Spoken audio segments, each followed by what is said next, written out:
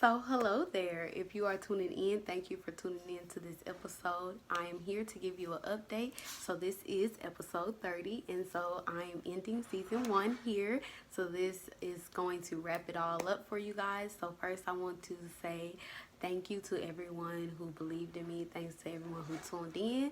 Thanks for everyone who came on and spilled their cup full. And just thanks to everyone behind the scenes helping me get stuff together, collecting ideas, content, recruiting new people, organizing my life. All that is very much appreciated. So yes, I am grateful for season 1, and season 2 is on the way. So I am getting together a new setup, new things, new intro, all that is coming. So I'm very excited. So make sure you guys get excited and tune in. I will be recording my whole journey and my process with getting season 2 together because it's a lot.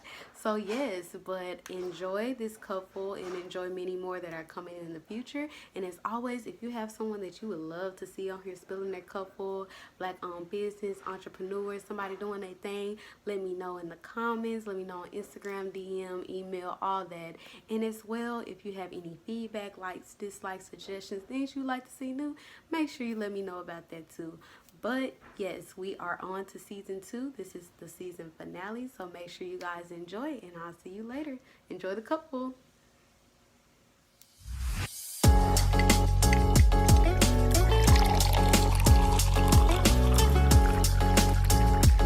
Oops, I didn't spill my cup.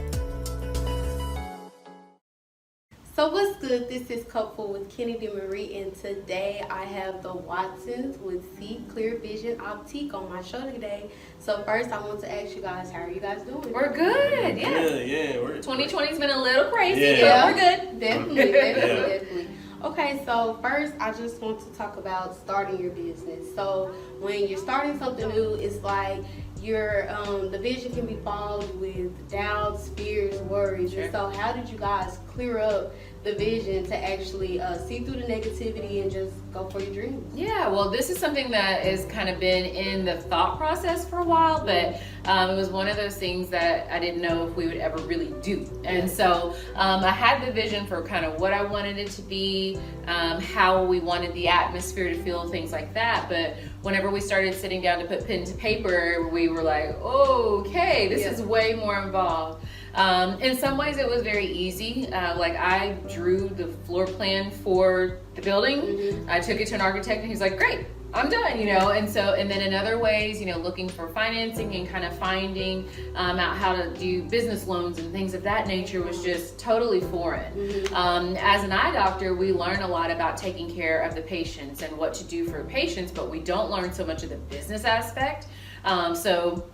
But yet we're expected to come out of it and be able to start a business right off the bat. So that's where this guy, who is like the researcher, like he digs in and researches everything and finds all that stuff. I'll let him jump in. He helped me tremendously. Yeah, I mean, it can be scary, or it was scary at first, but I mean, the biggest thing is like, you just kind of do your research, and then I guess for us, we just kind of thought, you know what, other people have started businesses, let's just do it.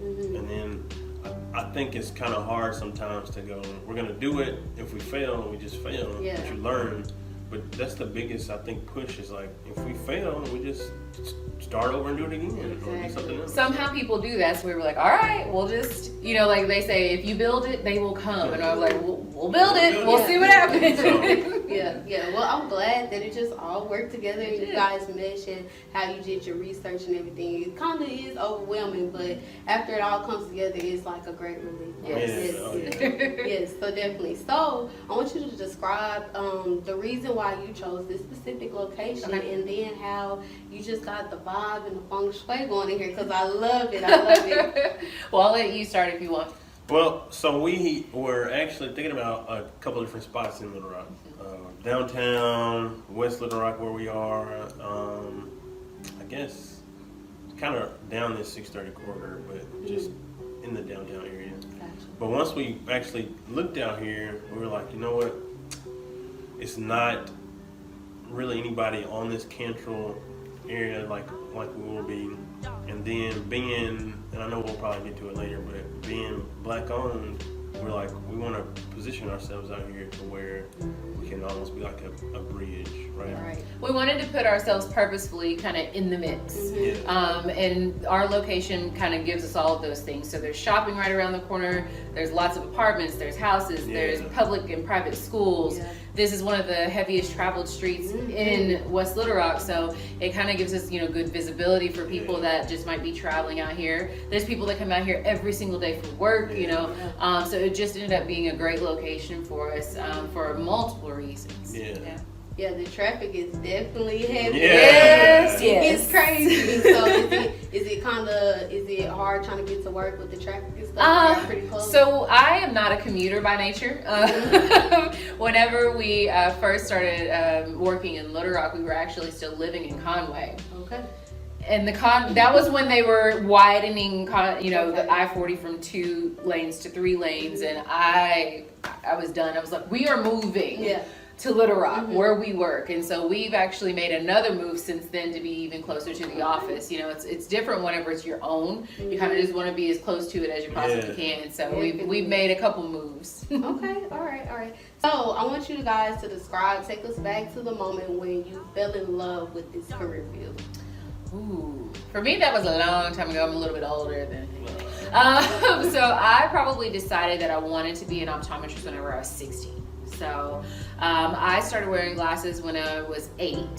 And so I spent a lot of time as a nearsighted gal in my eye doctor's office every year, glasses, contacts, the whole thing. And so I probably made the decision by the time I was 16 that was my career path. And so I had some bumps in the road, like in college. I was like, I don't know if I want to go to school for that long. And, is there something else that I would want to do as much as what I was interested in there? But it kind of led me back to this. And so I just kept it pushing.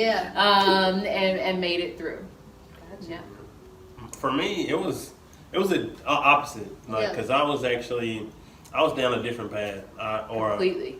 I was like, want to go to medical school, or once I kind of made the decision, like I don't know about medical school, I want to go to like PA school, but all the while doing that, I was working in eye care.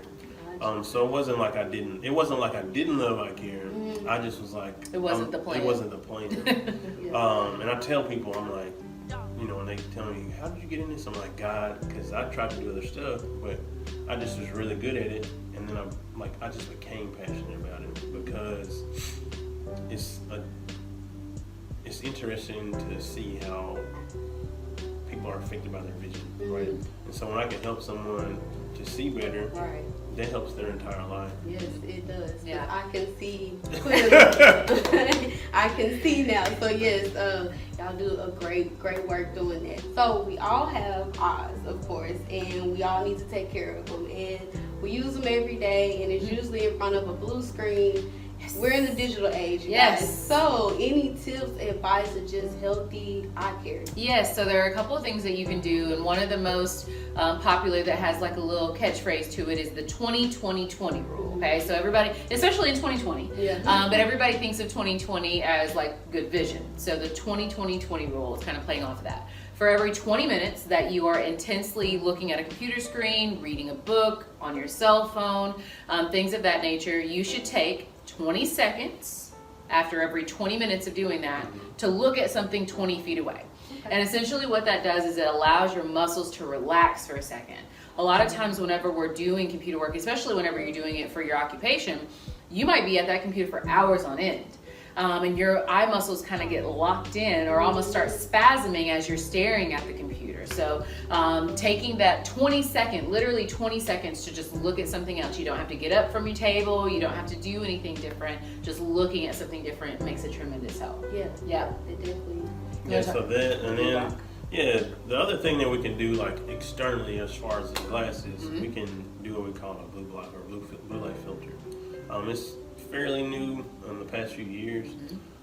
So it's like a treatment that we do to the lens that actually helps reduce the blue light that's emitted from computer screens or smartphone devices, things like that. and that really just helps with the strain and the stress that we put on our eyes. Helps make the vision more comfortable. The studies have shown us, over our technology age that began in the late 80s up until now, that the blue light that's emitted from these technical devices can be damaging to our eyes over time. Well, we don't see our society going away from this type of thing anytime soon. Especially now. And so it's very important for us to kind of educate our patients on the options to do that in lenses like eyes-in lenses that we talked about even with you, that will give you the blue block, that will give you kind of that more comfortable vision. Okay, so I heard about not heard about it, but the blue block thing. I think that's, I've seen like the gamer glasses. They have actual glasses, for people who are just deep in the game. So yes, I've seen them. Yes. So we're gonna take a break and it's game time. Okay, Marie. So the game for today is the 5-second rule. So the Watsons, I am putting y'all against each other. So the game is, so basically I'll give you a thing. So name 3 things you find in an eye doctor. And you have 5 seconds to name those things. Okay. So I just have a list of things. So who wants to be player 1, player 2? Player 1. Player 1 is Mr. Christopher. So we're gonna get into the game. So player 1. Player 1. Name 3 cities in Arkansas. Go. The Rock, Conway, Pablo. Okay, 2 seconds. All right, we good. Nice. Okay. All right, player 2. Name 3 colleges in Arkansas. Go. UCA, A-State, U of A. All right. So we 1 for 1, 1 for 1. All right, player 1. Name 3 cereal brands. Go. Kellogg's, Post, and General Mills. Ooh, you got it. Yeah, you got it in time. All right. Okay, so player 2. Name 3 condiments. Go. Ketchup, mustard, mayo. All right. So what? Okay, we're good. We 2 and 2. Okay, player 1. Name 3 things you eat with a fork. Spaghetti, steak. And I was like, I don't know. Everything? Cereal? No. You want cereal with a fork? You can. Yeah, you can. You be there for a minute, but You gotta throw something out there. Definitely. All right, player 2. Name 3 things you cut with a knife. Go. Steak, cake, bread. Okay, that works. It works. Different knives, You but cut bread with a knife. yeah. Okay, so we 2-3. Awesome. Come on, player 1. Come on. All right. So the next one is name 3 superheroes. Go. Batman, Superman, Iron Man. Boom. There we go. Batman taking it. R.I.P. Iron Man because he lost. I mean, he died. All right, player 2. Name 3 animals with tails. Go. Cat, dog, tiger. Okay. You just going through. Okay, so we 3-4. All right, player 1. Name 3 things you brush. Go. Teeth, hair, pen. Okay, yeah, that works. All right. Okay. All right, player 2. Name 3 things you pop. Go. Balloon, gum. I don't know. I was thinking I bubble thought she was wrap. gonna say pimple. Oh, bubble wrap. Yeah. Pimple. Pimple. Yeah. Oh yeah, pimple too. Yeah. Okay. So what are we? 4. 4-4. 4-4. Yeah. Even now. Okay. So we on 5. All right. So here we go. So player 1. Name 3 things that start with the letter A. Go. Apples, airplanes. Ooh, time's up. That's just, Yeah, you could have said air. Yeah. Oh, yeah. Yeah.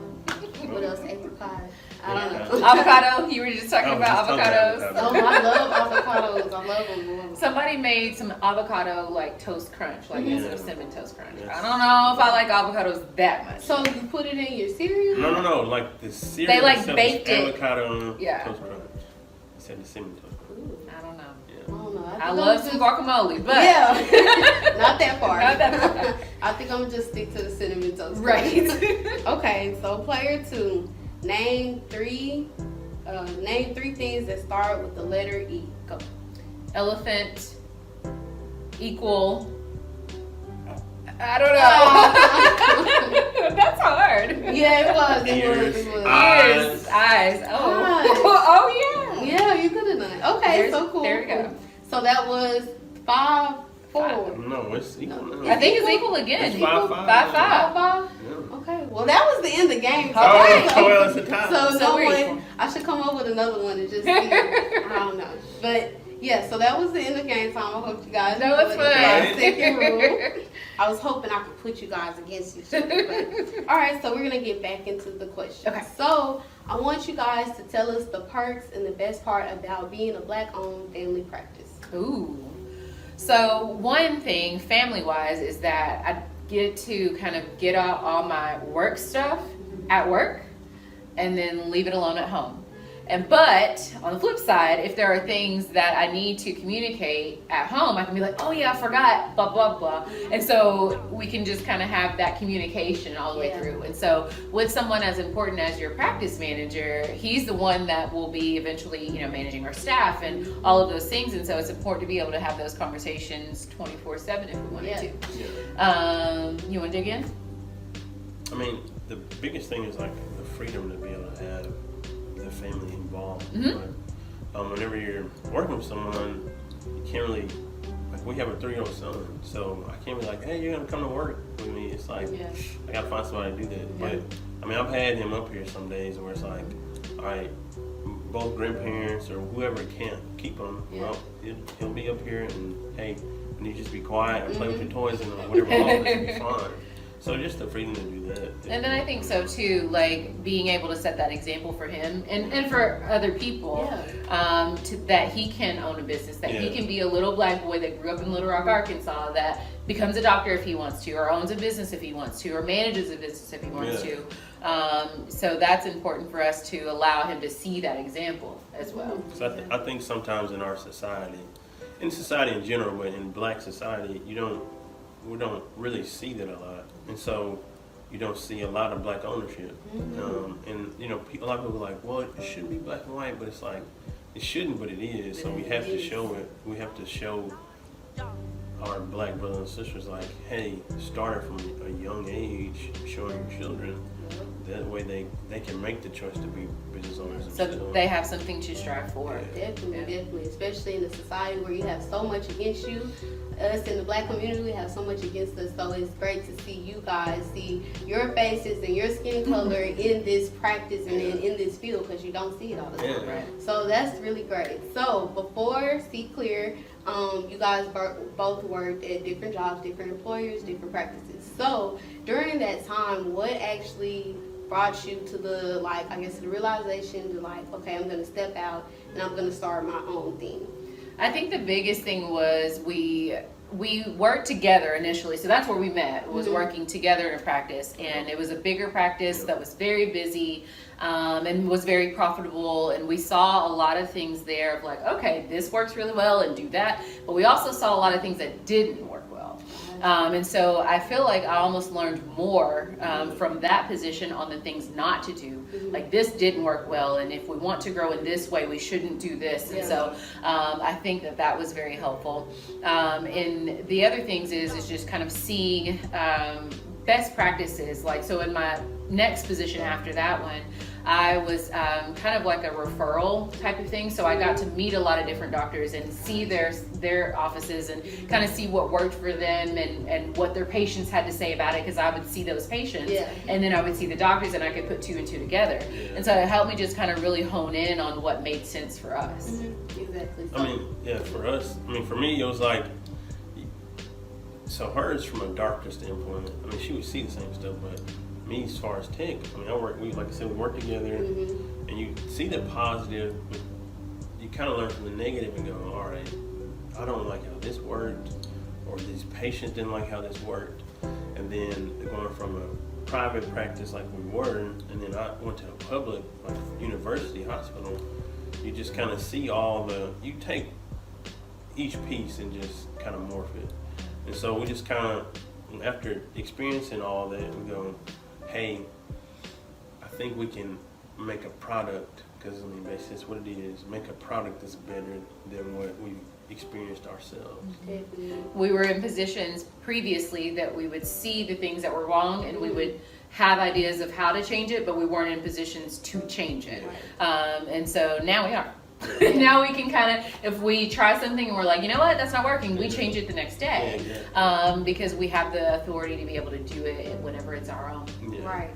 So I think it's very relatable when you say you kind of saw those things and you automatically had ideas of how you would fix it. And I think for a lot of people, they have these great ideas and they're just kind of scared because you get so used to working for somebody and it's constant income, it's easy. It's, I guess it's easier to think about it at night, instead of just actually going out on your own, and then you don't realize all the knowledge, like you said, all the knowledge you gained, all the things you picked up on. It's like, oh, I can really do this. Yeah. I mean, that's the biggest thing for me as far as like,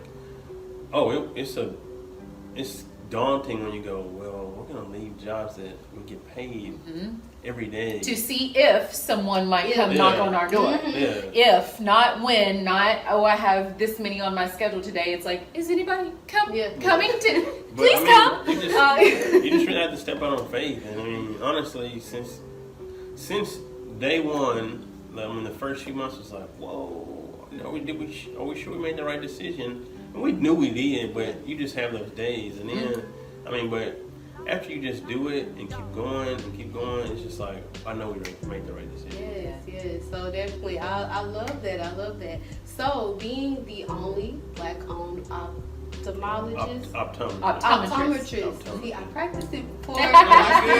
So being the only Black-owned optometrist practice in Arkansas, correct? Yes. So what has the feeling ever came to you guys like it's bigger than us? What we started, you kind of thought, okay, I want to be a Black business owner. It was actually bigger than that, to just, like I said, see you guys, see your faces in this practice that is not, it's not common. Right.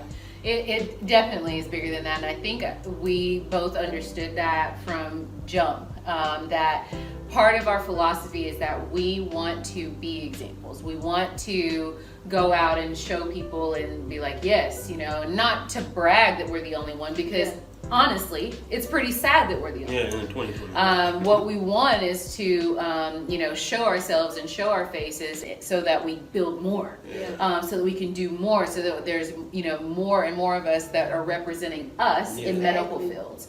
And so that's why we purposefully do community events. We do backpack drives. We do, we do eye care stuff, but we do stuff that has nothing to do with eye care, just to kind of be involved. And then they're like, what are you doing? And then they're like, oh. And so then that way we can kind of, it's kind of advertising for us too, to kind of get our name out there. But really it just allows us to meet our people and kind of instill that into them that, number one, we're here. So you have a Black option if you want that.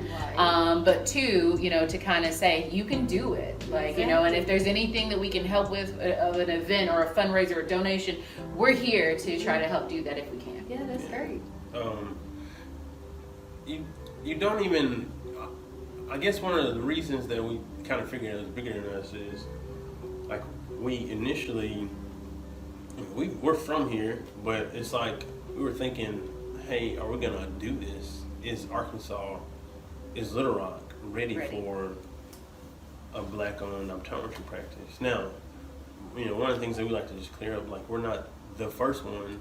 There's been others, but it's not. It's been years, and I don't even think.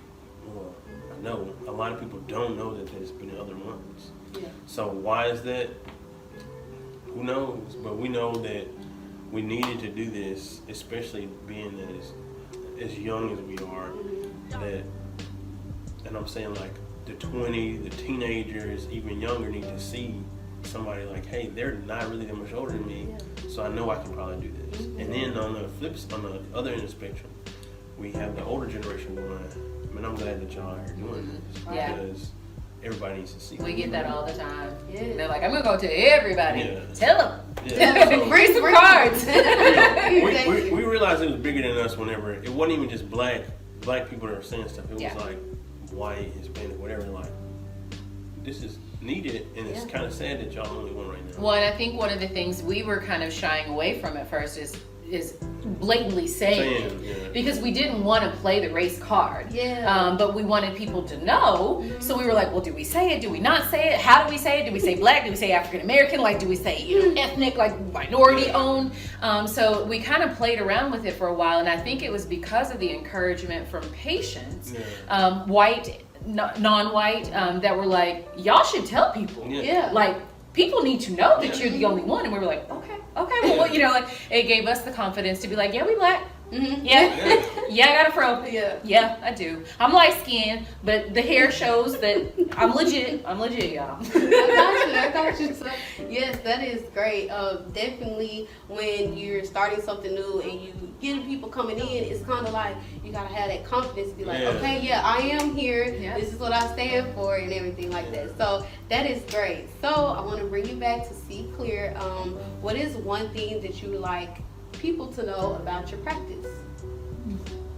Maybe what you stand for, what you offer, anything like that. So I think the biggest thing for us is our philosophy of taking care of our patients and really hearing our patients, what their needs are, what their struggles are, and figuring out the proper solution for them. So a lot of times you'll go in and it's like, oh, you need glasses here. Or you need it, and it's just kind of an in and out type of thing. We purposefully schedule our appointment times to have time to spend, to get to know our patients, to get to know exactly what the struggles are. We are here to help you see, but we're also here to help love on you. And we want to know about your babies, and we want to know about your college, and we want to know everything that's going on so that we can really help you all the way around. You really can't fully help someone achieve their best visual correction, things like that, if you don't really understand what they do. So what are you doing for a living? What are you doing with your eyes every day? And I don't know that unless I get to chat with you. So I guess the biggest thing is like, we're going to talk to you. So don't come here and be quiet. I'm going to need you to come here and talk to me because we're chatting. I would say like genuine is the biggest thing. I mean, I once had, and this wasn't here, but this is some of the stuff that I learned at other practices. When I ask somebody, how are you doing? I'm serious. I'm not just like, hey, how are you doing? All right. I mean, I've once had, not just once, a couple of times, I had patients to where, like, I can clearly see that they have a bad day. And I go, hey, how are you doing? You don't really care. I was like, actually, I'm dead serious. Actually, I'm asking because I want to know. Because what's going on? And then it's like, they've been upset because of XYZ, but because I talk to them and I say, hey, all right, let's talk it out. Let's see what's going on. It has nothing to do with me, but because they got to talk about it, they're like, thank you for talking. Because now I'm not upset. So, and like exactly like she said, obviously you want to take care of your eyes, but I don't really care about your eyes if you're if you feel like a terrible person right now. Like, definitely. I want you to be. I need to take care of you. Seriously. I mean, a lot of people think eyes and they're like vision care, but it's like we're health care. So if you're not healthy in general, then your eyes really don't make a difference. So that we're just genuine and we're serious about making sure people are. I think the last piece that I would add is honest. So like we are very transparent about who we are and what we do, and our products and our guarantees, our warranties. We're just kind of this is how it is, and this is what you get. And if something goes wrong, then we're going to try to help you in any way that we can. So we don't try to hide any fees or hide any, we work with people on making payments, and we try to run an honest business because that's important. And I think word of mouth from things like that will garner you more genuine patients than just kind of trying to just make the money. Yes, we need to make money to support our family, of course, but we want to do it in an honest way. Yes. So I'm glad that y'all are making that imprint on just anybody that comes in, putting that Watson stamp on it. So that's great. So I just want to tell about my experience. So I lost my glasses for like second time or whatever. So, I'm just thinking we're coming in, just gonna get, the checkup. And I never really cared to go to the eye doctor, but came in, it was a welcoming environment. I love the feng shui and the vibe and everything. And just how you guys talked to me, y'all explained everything. When you were examining my eye, you get kind of scared, like, oh, what they finna do? Like, what's gonna happen? And you explained everything. You explained why. Y'all kind of just broke it down and made it understandable for me, And in the past, you just go in there, they check your eyes, they write you and send you off or whatever. And it was just a more personal thing. So I just want to say that I enjoyed my visit. Thank you. I enjoyed it, and I got new glasses. I can see now. So thank you, C Klear Vision Optique, for that. So I do appreciate it. And I appreciate you guys for coming on my show. Yes, ma'am. You're Kupfull. It was a great Kupfull. I hope you guys enjoyed the interview. It was fun. Sure. So yes, let everybody know where you are located. Okay. We are at 12400 Cantrell Road. We're in suite number 4. So if you're familiar with the Pleasant Ridge Shopping Center on Highway 10 or Cantrell, you're coming west past that about a half mile, and we are on the right-hand side of the street. Yeah. You can reach us via Facebook. We're on Instagram. Our website, www.douclear.com. You can reach out to us anyway. We would be happy to help and happy to help you see clear. Yeah. And if you're looking for the phone number, it's 501-414-8923. All right, so you guys got that information. And again, thank you guys. So I hope that everyone got a good cupful today. Make sure you guys are staying hydrated because it is hot, and staying safe, staying hungry, staying hustling, and staying humble. And I will see you guys on the next cupful.